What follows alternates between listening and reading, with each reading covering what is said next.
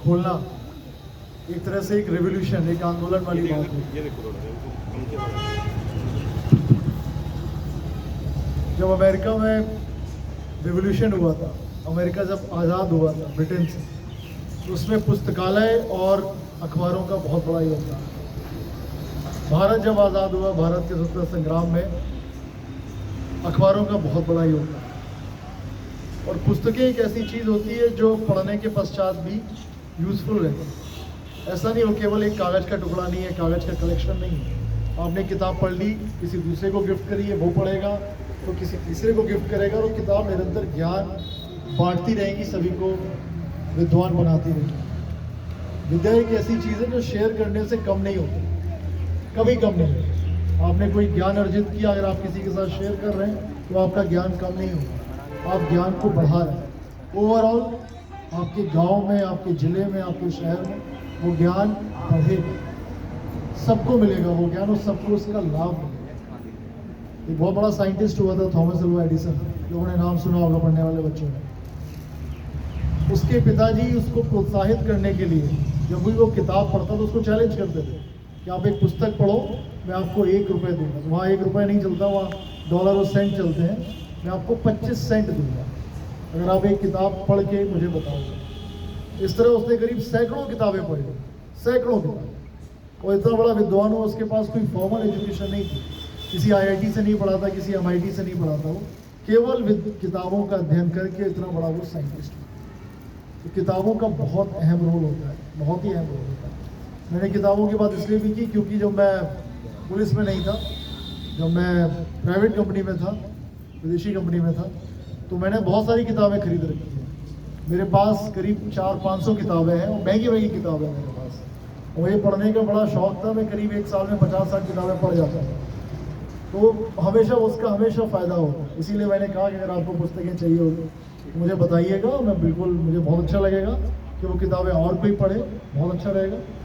और जो ई बुक की आप बात कर रहे हो वो मुझे बताइएगा, वो भी मेरे पास ढेर सारी है, वो भी मैं आपको शेयर कर दूंगा।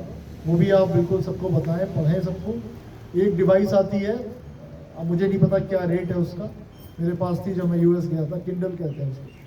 किंडल में क्या होता है कि एक छोटी सी मतलब टैबलेट टाइप का होता है। उस टाइम 6-7 हज़ार रुपये का आता था, हो सकता है बहुत सस्ता हो, 4-5 हज़ार का आ रहा हो।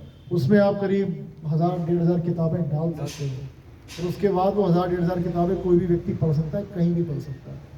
किंडल एक स्पेसिफिक चीज़ है, आंखों पे कोई असर नहीं पड़ता उसका, आंखें खराब नहीं होती है, आप रात में भी पढ़ सकते हो। वो एक किताब की मतलब किताब से भी पतला होता है, बहुत ही पतला। उसका इस्तेमाल करें अगर आप कर सकते हो। और मेरा रहेगा कि मैं आपको शेयर कर दूं वो चीज़ भी। लेकिन केवल एक बिल्डिंग पुस्तकालय नहीं होती, केवल किताबें पुस्तकालय नहीं होती जब तक उसमें बच्चे पढ़ने ना जाए। तो जितने बच्चे हों उनको आप बिल्कुल प्रोत्साहित करिए कि यहाँ पे ऐसा होना चाहिए कि 24 घंटे ये पुस्तकालय खुली होनी चाहिए, 24 घंटे बच्चे पढ़ते हुए मिलने चाहिए। ऐसा नहीं होना चाहिए कि मैं थक गया हूँ, मैं बोर हो गया हूँ।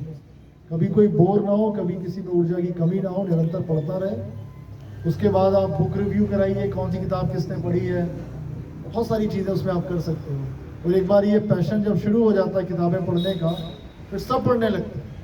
मेरी दादी 85 वर्ष की है, 85, लेकिन अभी भी किताबें पढ़ती हैं। उनको सुनाई नहीं देता है लेकिन किताबें बहुत पढ़ती हैं, बिल्कुल यहाँ पे रख के किताबें पढ़ती हैं, आंखों के एकदम सामने, और कोई भी किताब पढ़ लेंगी। अभी मैंने महासमर उनके लिए खरीदी थी, 8 वॉल्यूम की किताब है, महाभारत के ऊपर है, 8 वॉल्यूम्स उन्होंने पढ़ ली है। तो बस वो होता है कि मतलब कि एक बार आप में आदत पड़ जाए तो आपको इतना अच्छा लगेगा किताबें पढ़ के। कम से कम बच्चे जो सोशल मीडिया पे जाते रहते हैं, उल्टे सीधे पोस्ट करते रहते हैं, व्हाट्सएप पे, ट्विटर पे, फेसबुक पे, इंस्टाग्राम पे, वो सब खत्म हो जाएगा। और किताब एक ऐसी चीज़ है, उससे दिमाग किसी का बुरा असर नहीं पड़ता।